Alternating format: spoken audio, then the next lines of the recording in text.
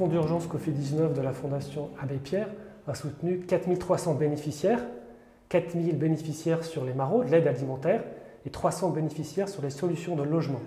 On a aussi aidé des ménages qui avaient faim, qui se retrouvaient à la rue, avec un budget régional de 149 000 € de chèques alimentaires, donc des chèques qu'on a pu remettre avec les associations, comme Utopia 56, à des ménages qui avaient faim et qui n'avaient plus des bénévoles pour les aider. Le fonds d'urgence nous a aidés, par exemple dans le cadre de la maison où on se trouve, là, qui avait besoin de quand même pas mal de travaux, de remise aux normes et nous a permis de faire une partie du travail par des professionnels. Donc là, ça nous a permis de gagner beaucoup de temps. Cette maison va être habitable très très vite. Ça fait déjà une semaine que je suis ici avec mes enfants. Cette maison, vraiment, il a changé beaucoup de choses à moi. Parce que quand j'ai resté dehors, il n'y avait pas de place pour dormir, j'ai resté malade. Mais depuis que je suis ici, je suis bien.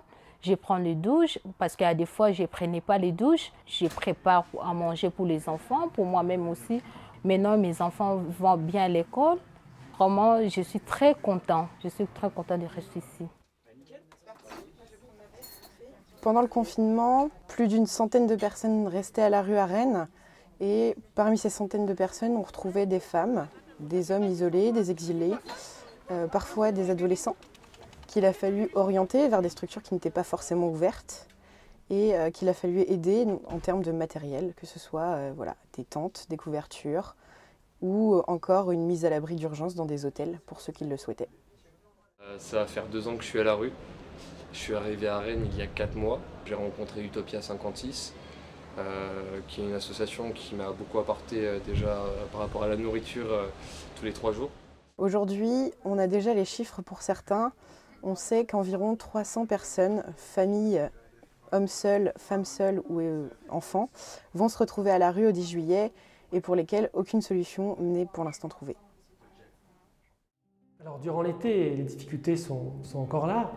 Nous allons avoir 2 nouvelles maisons qu'on va rénover, on va faire les travaux de sécurisation et on va pouvoir loger une quarantaine de personnes. On va aussi travailler sur la sécurisation d'un squat qui ne sera plus un squat, qui va être transformé en logement. Et puis nous allons aussi travailler dans les quartiers sur la question alimentaire pour changer cette posture de on vous donne un colis alimentaire. Eh bien, le but c'est d'amener des associations à créer des achats groupés, VRAC, qui permettront à des ménages qui ont des ressources très modestes de pouvoir se nourrir de façon saine à un coût très économique. C'est des choses qu'on va mener à Rennes, mais aussi sur Vannes et dans d'autres localités.